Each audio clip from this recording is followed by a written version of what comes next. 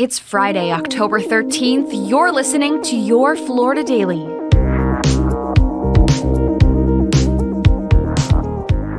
I'm Katrina Scales.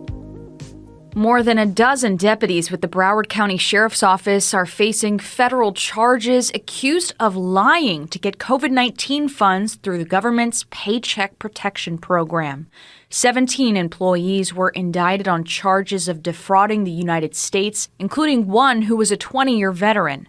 Investigators say altogether the group got more than $500,000. The sheriff's office says the case began with an internal investigation 2 years ago, and more indictments are possible.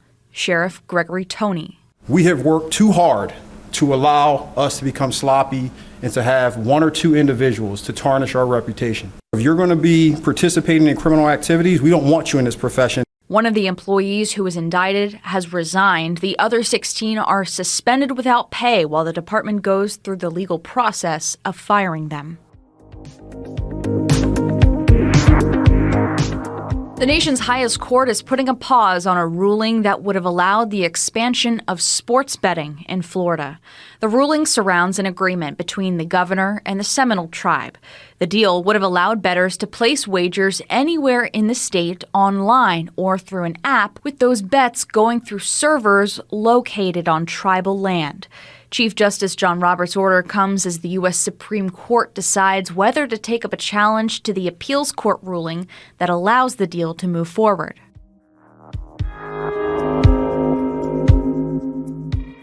And the forecast for Florida's citrus is looking more sunny than last year. That's according to estimates released by the U.S. Department of Agriculture.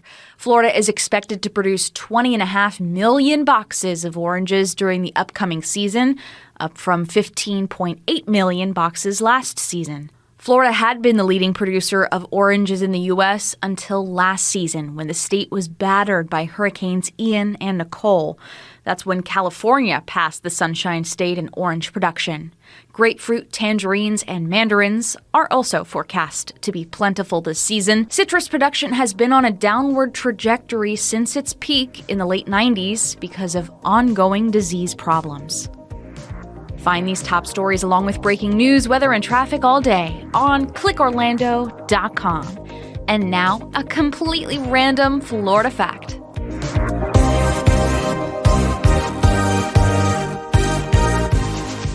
If you want to see a slice of old Florida, check out the Wood and Swink General Store and Post Office. It's located in a little town called Evanston, about 20 minutes south of Gainesville.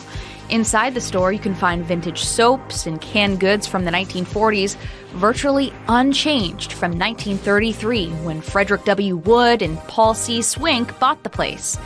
Wood went on to become the longest-serving postmaster in Florida history at the tiny post office at the front of the store. The 16 original mailboxes are still in use, though today more boxes have been added over the years. Your Florida Daily is produced by News 6 WKMG in Orlando. I'm Katrina Scales. Subscribe for new episodes wherever you like to listen.